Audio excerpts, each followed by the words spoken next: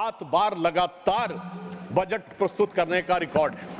और एक और रिकॉर्ड है कि लगातार तीसरी बार जन समर्थन से प्रधानमंत्री बनने का प्रधानमंत्री मोदी जी के नेतृत्व की सरकार ने यह रिकॉर्ड बनाया है। और यह रिकॉर्ड 60 साल से पहले के रिकॉर्ड की तुलना की जाती है, मगर मैं कहना चाहूंगा सभापति महोदय, इस रिकॉर्ड और उस रिकॉर्ड में बहुत अंतर है, क्योंकि वो रिकॉर्ड तो किसी राजे रजवाड़ों की शान और शौकत के साथ रहने वाले किसी ऐसे नेता का था जिन्होंने महात्मा जी की कृपा से वाइसराय से शपथ लेकर मोती के लाल का बना हुआ सरकार नहीं थी। ये अभावों में पैदा हुए राष्ट्रवाद का संकल्प लेकर युवावस्था से स्वयंसेवक बनकर एक चाय बेचने वाले के लाल के नेतृत्व में बनी हुई सरकार तीसरी बार बनने का यह बजट है। महोदय, बजट आंकड़ों का प्रतिबिंब होता है, मगर कुछ लोगों की आंखें ऐसा धोखा खाती हैं कि उन्हें आंकड़े सही समझ में नहीं आते। हमारी सरकार आने से पहले 10वें नंबर की अर्थव्यवस्था थी, वो कमजोर थी। आज 5वें नंबर की अर्थव्यवस्था है, वो अच्छी है, मगर इनको वो अच्छी और ये बुरी लगती है। जब 74,000 रुपए पर कैपिटा इनकम थी तो वो अच्छा था, अब 2,12,000 रुपए पर कैपिटा इनकम है तो वो खराब है। 10% महंगाई अच्छी थी, 5% महंगाई खराब है।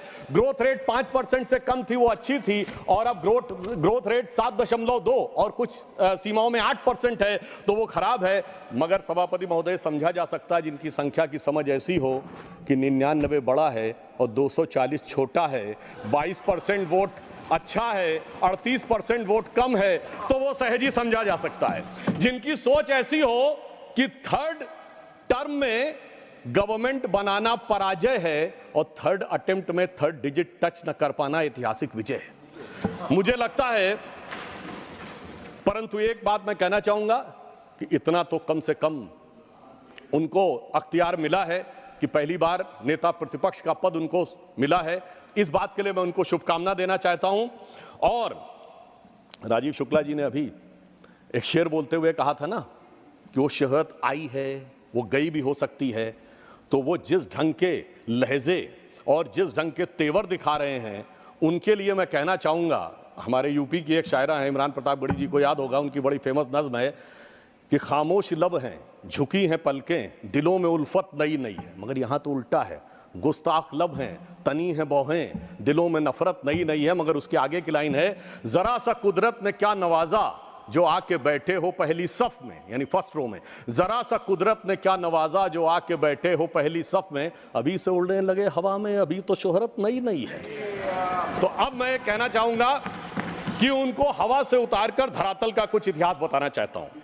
एक दौर था जब भारत में विकास की दर 1.25 से 2% रहा करती थी और कभी कभी शून्य के पास पहुंच जाया करती थी। आज भारत की विकास दर विश्व की समस्त अर्थव्यवस्थाओं में सबसे ऊपर 7% से ऊपर जाकर खड़ी हुई है। एक दौर था जब वर्ल्ड बैंक और IMF के सामने हम याचक की मुद्रा में खड़े हुए होते थे, और आज स्थिति क्या है कि वर्ल्ड बैंक के प्रेसिडेंट अजय बंगा ने जुलाई 2023 में कहा है, मैं कोट कर रहा हूं, amid global challenges I am more optimistic about India and its economy now that it has been a long time। लंबे समय के बाद भारत की अर्थव्यवस्था के प्रति मैं आशान्वित हूं।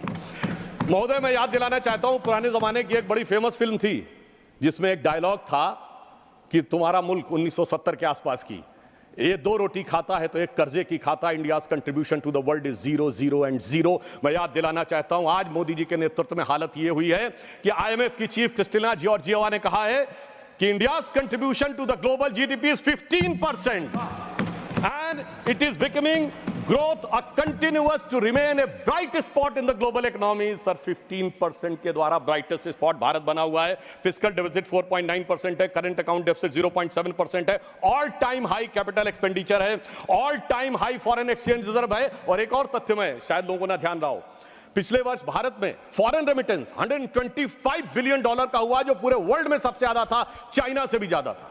और इसमें महत्वपूर्ण बात क्या है कि सामान्यतः फॉरेन रेमिटेंस हमारे यहाँ मिडिल ईस्ट के कंट्रीज से हुआ करता था, जहां हम किसी को छोटा और बड़ा नहीं कहते, पर जहां कहा जाता था सामान्य औसत दर्जे के काम करते थे। पर इस बार 36% जो ग्लोबल रेमिटेंस है वो डेवलप्ड इकोनॉमी यानी अमेरिका, यूरोप और सिंगापुर से आया, जो दर्शाता है कि भारत की मेधा की सीमा तक जाकर विश्व में पहुंचकर प्रभावी होना शुरू हो गई है। और मैं याद दिलाना चाहता हूं, इनके समय में स्टैंडर्ड्स एंड पुअर ने भारत की रेटिंग पॉजिटिव से निगेटिव कर दी थी, स्टेबल से निगेटिव कर दी थी। वर्ल्ड बैंक ने 2008 में अपना कमेंट दिया है कि with 55 to 60% of India's irrigated land is supplied by ground water, और इलेक्ट्रिसिटी इरेटिक है, फ्लक्चुएशंस बहुत ज्यादा हैं। और अब मैं बताना चाहता हूं मई 2024 में। वही वर्ल्ड बैंक क्या कहता है? The positive outlook reflects in our view with the policy stability, deepening economic reforms and government's elevated debt and interest burden while bolstering economic resilience could lead to high rating over the next 24 months। यानी अब वही कह रहा है कि भारत इन शानदार तरीके से आगे बढ़ रहा है कि 2 साल और आगे चलता रहेगा। और 2018 में जो वर्ल्ड बैंक ने कहा था वो आज कह रहा है 2018 में, अब तक तो लगभग 100% हो गया है, कि 85% population has accessibility to electricity. और मैं अपने विरोधियों के लिए बताना चाहता हूं कि ब्लूमबर्ग ने अपने इकोनॉमिक्स में कहा है, अपने रिपोर्ट में, in the best case scenario, India's economy will accelerate by the rate of 9% by the end of this decade, and China will slow down to 3.5%. So that puts India on the course to overtake China by the beginning of the next decade. और उन्होंने कहा कि world's biggest economic growth driver India बन सकता है after 2029, और हमें पूर्ण विश्वास है कि मोदी जी के नेतृत्व में 2029 से हम पहले बन के दिखाएंगे। और उन्होंने यह भी कहा, in the most pessimistic scenario, if India grows by 6.5%, by 2037 India will be able to overtake China. मगर महोदय, मैं ये बताना चाहता हूं, इन द पेसिमिस्टिक सिनेरियो, यानी अधिक निराशाजनक ढंग से भी सोचें तो 2036-37 में आगे हो जाएंगे। मगर महोदय, ये बात कैसे उन लोगों को समझ में आएगी जो लोग, वित्त मंत्री महोदया ने चुनाव से पहले, बजट से पहले एक रस्म होती है जो हमेशा से एक परंपरा थी हलवा बनाने की, उसके ऊपर भी लोग कमेंट कर रहे हैं। कहा जा रहा है कि इसमें SC, ST और OBC कहां पे हैं? वैसे तो हमारे शायद वित्त राज्य मंत्री उन्हें दिखाई नहीं पड़े, मगर मैं पूछना चाहता हूं, ये वो लोग पूछ रहे हैं सभापति महोदय जो 60 साल से खाते रहे हलवा और जनता को खिलाते रहे बलुआ। मैं पूछना चाहता हूं महोदय, OBC की बात करने वालों से कि 53 में काका कालेलकर कमेटी बनी, 55 में रिपोर्ट आई और 55 से 77 तक 22 साल OBC खाता रहा बलुआ और ये खाते रहे हलवा। 1980 में मंडल कमीशन की रिपोर्ट आई, इंदिरा जी और राजीव जी की सरकारें आई, 10 साल तक OBC खाता रहा बलुआ और ये खाते रहे हलवा। जिन्होंने 4-4 पीढ़ियों तक खाया है हलवा, वो आज हमसे आके पूछ रहे हैं, वो तो मोदी जी जब आए तो OBC कमीशन को संवैधानिक दर्जा मिला, अन्यथा मैं हलवा और बलुआ वालों से पूछना चाहता हूं, बताएं 2014 में इनकी कैबिनेट में कितने OBC मिनिस्टर थे? 3 के भी नाम अगर बता दें तो ये दर्शाता है। मगर दर्शाने में कोई बहुत बड़ी समस्या भी नहीं है। आपको ध्यान हो, उनके लिए ये बजट एक चक्रव्यूह की तरह हो गया है। वो कहते हैं चक्रव्यूह और पद्मव्यूह समान है। पद्म मतलब लोटस यानी कमल। मगर महोदय, मैं आपको बता देना चाहता हूं, आपके माध्यम से पूरे देश को बता देना चाहता हूं, उनकी ज्ञान के ऊपर महोदय, पद्मव्यूह चक्रव्यूह अलग है। प्राचीन भारत में पद्मव्यूह है, चक्रव्यूह है, गरुड़ व्यूह है, क्रौंच व्यूह है, चंद्र व्यूह है, मकर व्यूह है, त्रिशूल व्यूह है, 36 प्रकार के व्यूह हैं। मगर क्या करें, जिनको व्यू नजर आता हो उनके लिए हर चीज में उनको भारतीय जनता पार्टी और कमल के ऊपर आपत्ति नजर आती। तो मैं ये भी कहना चाहता हूं सभापति महोदय, हम सब चाहते हैं इस देश में समृद्धि आए, बजट इसीलिए लाया जाता है, यानी मां लक्ष्मी की कृपा रहे। और हम सब चाहते हैं देश में प्रबुद्धता आए, मां सरस्वती की कृपा रहे। और मां सरस्वती भी कमल पर विराजती हैं और मां लक्ष्मी भी कमल पर ही विराजती हैं। जितना कमल खिला रहेगा उतना इस देश में समृद्धि का मार्ग प्रशस्त रहेगा। अब मैं आगे भी बताना चाहता हूं, आज एम्प्लॉयमेंट लिंक स्कीम आई तो कोई कहते हैं कि हम अचानक एम्प्लॉयमेंट लिंक स्कीम आए, ऐसा नहीं था। प्रधानमंत्री जब 2014 में प्रधानमंत्री बने, उन्होंने शुरू से देखिए स्टेप बाय स्टेप, उन्होंने पहले जनधन अकाउंट खोले। लोगों ने कहा पैसा कहां से आएगा? उन्होंने कहा I am having in the mind, तुम खाते खोलो। DBT डायरेक्ट बेनिफिट ट्रांसफर आया, उसके बाद मुद्रा स्कीम आई, उसके बाद प्रोडक्ट लिंक इक्विटी स्कीम आई। अरे पहले प्रोडक्ट बनेगा, फिर विश्वकर्मा स्कीम आई, फिर आप देखिए आज एम्प्लॉय लिंक स्कीम आई है। जैसे जैसे हमारी समृद्धि बढ़ी, हमने जनता को श्रेय दिया। पहले 6,000 रुपए किसान सम्मान निधि थी, अब इस बजट में 12,000 की। पहले 10 लाख रुपए तक की मुद्रा योजना थी, अब 20 लाख की। और महोदय, इनका हथियार है भ्रम और भय, हमारा है विकास और विश्वास। मैं याद दिलाना चाहता हूं कि इन लोगों ने मात्र 1.5 साल पहले इस बात का प्रबल प्रचार किया था कि SBI बर्बाद हो गया, LIC बर्बाद हो गया, HAL बर्बाद हो गया। तो मैं आपके माध्यम से सदन के संज्ञान में लाना चाहता हूं कि LIC ने पिछले क्वार्टर में 17,000 करोड़ रुपए का प्रॉफिट दर्ज किया है, जो LIC का ऑल टाइम हाई है। स्टेट बैंक ऑफ इंडिया ने पिछले क्वार्टर में 21,000 करोड़ का प्रॉफिट दर्ज किया है, जो प्राइवेट और गवर्नमेंट मिलाकर सबसे ज्यादा है। SBI का ऑल टाइम हाई नहीं है, इवन रिलायंस से भी ज्यादा है। और HAL ने 2023-24 में 29,810 करोड़ रुपए का रेवेन्यू प्राप्त किया है और 80,000 करोड़ रुपए के उसके ऑर्डर्स पाइपलाइन में है, जो ऑल टाइम हाई है। यह मैं केवल इसलिए बताना चाहता हूं कि सदैव मैंने सुना है सभापति महोदय कि भारत की कंपनियां, पब्लिक सेक्टर की हो या प्राइवेट सेक्टर की हो, उनके बारे में दुष्प्रचार होता है। मैंने आज तक किसी विदेशी कंपनी के बारे में दुष्प्रचार होते नहीं देखा। मैं उसके बारे में विस्तार से नहीं जाना चाहता, उनके लोगों की कैसे कैसे मदद की जाती है, परंतु मैं इतना जरूर कह देना चाहता हूं, आज ये नजारा इतना बदला है कि आप सोचिए कि हम 5वीं बड़ी अर्थव्यवस्था जिस ब्रिटेन को ओवरटेक करके बने हैं, आज ब्रिटेन में इच्छा ज्यादा है कि भारत से फ्री ट्रेड एग्रीमेंट हो। हम लोगों के बचपन में सभापति महोदय ये कल्पना नहीं की जा सकती थी कि ब्रिटेन की इच्छा ज्यादा होगी, वहां इस बात के लालसा अधिक है कि भारत का वो हो। परंतु मैं एक और बात कहना चाहता हूं, हमारे विरोधी कहते हैं कि डॉलर के प्रति कीमत कम हो गई। मुझे लगता पता नहीं वो किस जमाने में जी रहे हैं। वो दिन गए जब डॉलर वर्ल्ड की हार्ड करेंसी हुआ करता था। मैं कोट करना चाहता हूं, अब धीरे धीरे वो स्तर डॉलर का हट रहा है। इसी वर्ष मई 7 को IMF की फर्स्ट डिप्टी मैनेजिंग डायरेक्टर ने कहा है, उनका लंबा स्टेटमेंट नहीं, अंतिम का वाक्य बताना चाहता हूं, in sum the international monetary and the reserve system continues to evolve. The patterns we highlighted earlier were gradual movement away from the dollar dominance and rising role of the non-traditional currencies of the small, open and well-managed economy. और आगे मैं कहना चाहूंगा, enabled by new digital trading technologies remain intact. तो digital economy जिन देशों की मजबूत है वो अब इंटैक्ट है। और आज स्थिति यह है कि सबसे बड़ा हमारा जो फॉरेन एक्सचेंज का रेवेन्यू आता है पेट्रोल में, वो हम मुख्यतः रुपये और रूबल में प्ले कर रहे हैं। 18 देशों के साथ अब रुपए में ट्रेड की बात फाइनलाइजेशन स्टेज में है और नेपाल भूटान से तो हो भी रहा है। तो मैं कहना चाहूंगा, हमारे लखनऊ में महोदय कहावत होती, अमा मियाँ वो दिन लद गए जब उस्ताद लल्लू का फाख्ते उड़ाया करते थे। तो मैं कहना चाहता हूं, अमा मियाँ वो दिन लद गए जब रुपया डॉलर की लैला हुआ करता था कि एक उनके सर के पीठ पे बेत पड़ता था तो निशान यहां बन जाते थे। अब मोदी जी के नेतृत्व में रुपया एक नए प्रभाव के साथ आगे उभरता हुआ नजर आ रहा है। एक आरोप बजट के दौरान उन लोगों ने लगाने का प्रयास किया प्रोडक्ट एम्प्लॉयमेंट लिंक्ड स्कीम के ऊपर कि जैसे कोई हमने उनकी नकल करने का प्रयास किया है। महोदय, मैं आपसे कहना चाहूंगा, अर्थव्यवस्था के मामले में 40 साल रूस की नकल और 20 साल अमेरिका की नकल करके जो भारत की अर्थव्यवस्था को चलाते रहे, वो अगर आज ये बताने का प्रयास करें कि नकल किसने करने का प्रयास किया, और मैं एक फैक्ट लोगों के सामने रखना चाहता हूं, अगर कोई इनकी नकल करना चाहे तो कितनी भयानक स्थिति उत्पन्न हो जाएगी। महोदय, इस बजट में रेवेन्यू रिसीप्ट भारत सरकार की कितनी है? 26,80,000 करोड़। 4.9% के डेफिसिट के साथ भारत का जो कुल राजस्व है, कुल आमदनी 27 लाख करोड़ से कम है। और ये कहते थे हर परिवार को 1 लाख दे देंगे। 140 करोड़ की आबादी है, 4.5 लोग पर पर्सन है। 140 करोड़ को 4.5 से डिवाइड करिए, 31 करोड़ परिवार आते हैं। आप सबको 1-1 लाख करोड़ दे देंगे। 27 लाख करोड़ की कुल आमदनी और कहते हैं 31 लाख करोड़ दे देंगे।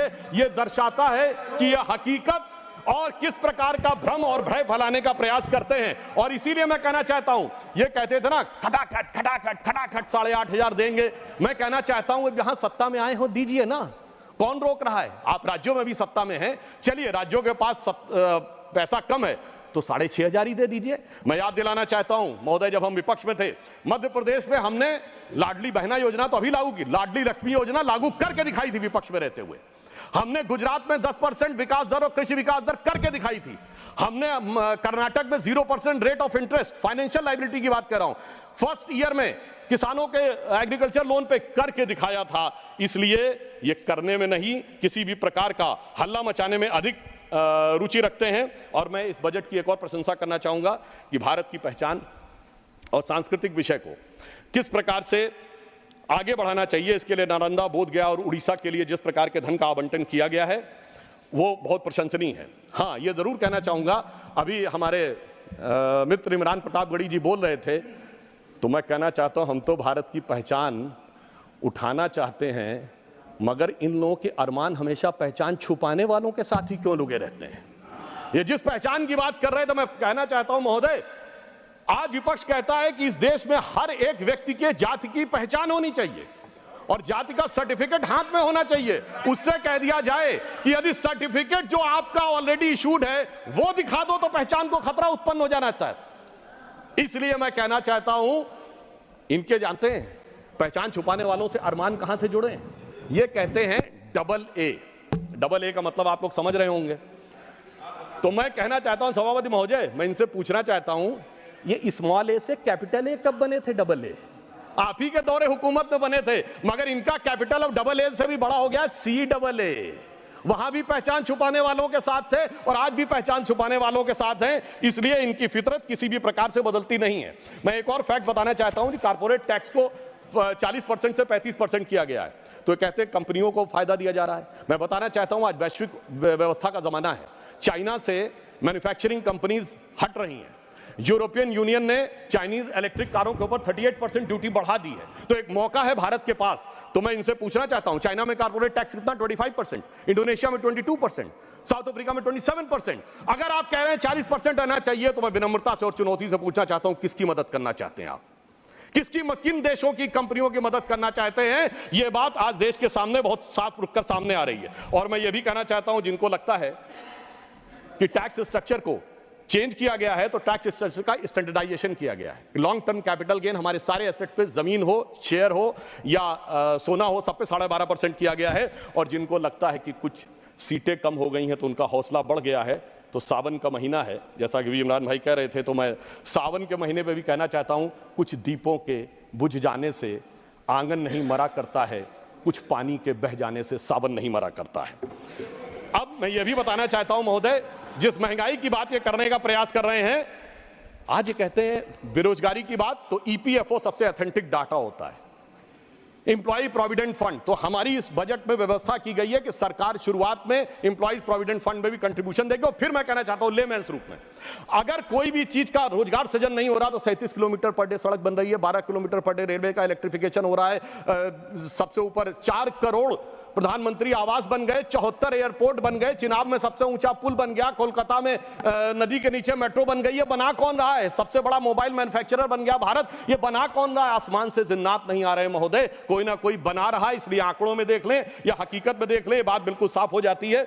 और जो अभी उन्होंने दूध दही की बात कही थी, तो मैं एक बात बता देना चाहता हूं महोदय, 2004 में जाके देख लीजिए, फुल क्रीम दूध 18 रुपए का था, जब हमारी सरकार आई तो 40 रुपए का था। कितना बढ़ा?